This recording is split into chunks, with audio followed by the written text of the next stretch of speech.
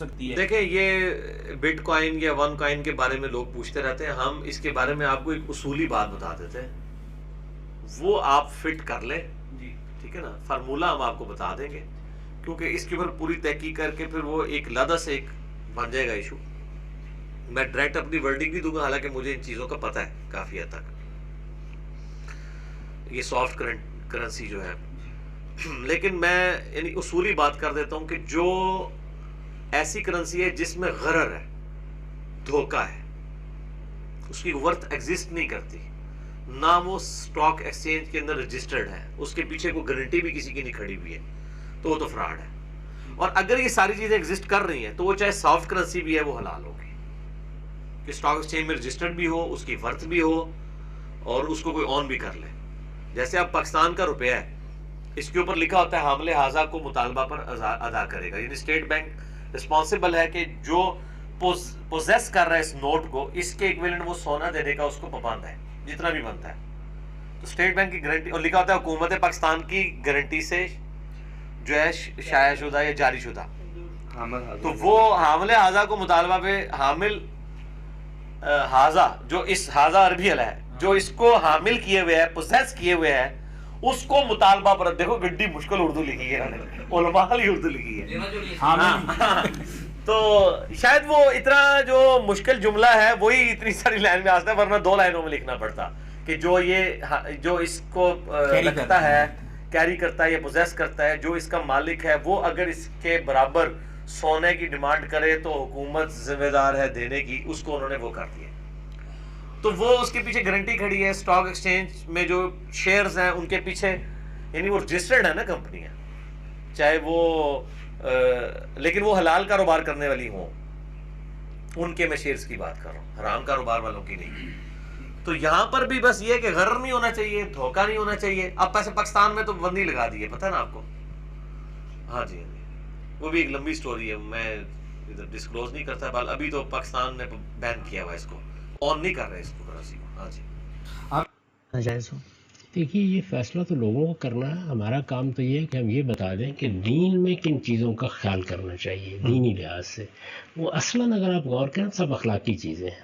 یعنی جو کام بھی آپ کر رہے ہیں, کوئی کرنسی آپ نے نئی اختیار کی ہے, کوئی آپ نے کارڈ بنا دیے ہیں, کوئی اور اس طرح کا معاملہ ہے, تو اس بات کا لحاظ کریں کہ اس کے اندر کسی کے لیے دھوکہ نہ ہو, کسی کو نقصان پہنچانے کا معاملہ نہ ہو. جیسے جوئے میں دوسرے آدمی کو نقصان پہنچانے کے پورے ارادے کے ساتھ, عزم صمیم کے ساتھ آپ بیٹھتے ہیں, تو اس کے اندر کوئی جوئے کا شائبہ نہ ہو, اس کے اندر ضرر کا نہ ہو, اس کے اندر دھوکہ اور فریب نہ ہو, کسی کو کوئی اس طرح کا جھوٹ بول کے کسی خاص طرف لے جانا مقصود نہ ہو.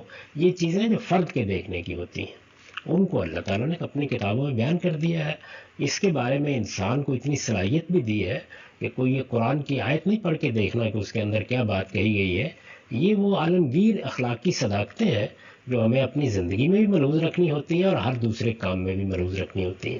البتہ بعض موقعوں کے اوپر کوئی ایسا کام ہوتا ہے جیسے اسٹاک ایکسچینج کا معاملہ ہے, یا جس طرح اور بعض اس طرح کے معاملات ہیں جن میں اثرات باہمی طور پر نہیں بلکہ پوری معیشت پر پڑ رہے ہوتے ہیں, یعنی 2 لوگوں کے درمیان معاملہ نہیں ہوتا. اس کا فیصلہ کرنے کا کام ریاستوں کو کرنا چاہیے, بین الاقوامی نظم کو کرنا چاہیے. اس سطح کے اوپر یا روکا جاتا ہے یا اس میں کوئی قدغن لگائی جاتی ہے یا کوئی پابندیاں عائد کی جاتی ہیں, وہ ایک بالکل دوسرا پہلو ہے. اور بنیاد وہاں بھی اخلاقی ہی ہوتی ہے. بنیاد وہاں بھی یہی ہوتی ہے کہ لوگوں کے لیے یہ چیز نقصان کا باعث بن رہی ہے, ان کے استحصال کا باعث بن رہی ہے, ان کے اوپر ظلم کا باعث بن رہی ہے, کسی کی دھوکہ دہی کے لیے ایک ذریعہ بن رہی ہے. یہی چیزیں ہوتی ہیں اس میں بھی. لیکن فرد کی حیثیت سے آدمی کو دیکھنا چاہیے کہ میں کوئی دھوکہ نہیں دے رہا, میں کوئی فریب نہیں دے رہا, نہ اپنے آپ کو دے رہا ہوں نہ دوسروں کو دے رہا ہوں. بس بہت کافی ہے. اس کے بعد اگر کوئی تھوڑا سا آپ آگے بڑھیں گے اور غلطی واضح ہو جائے گی تو اجتناب کیجیے اس سے. He told us a while back, Bitcoin, we bit our fingers, didn't we? You know why they call it Bitcoin? It bit all of us, subhanallah. I was bitten too, by the way. That doesn't make it haram. That's another ruling all on its own. But we were bitten, mashallah. Those into crypto, it's the future. Allah bless you. I hope you got that little message, okay?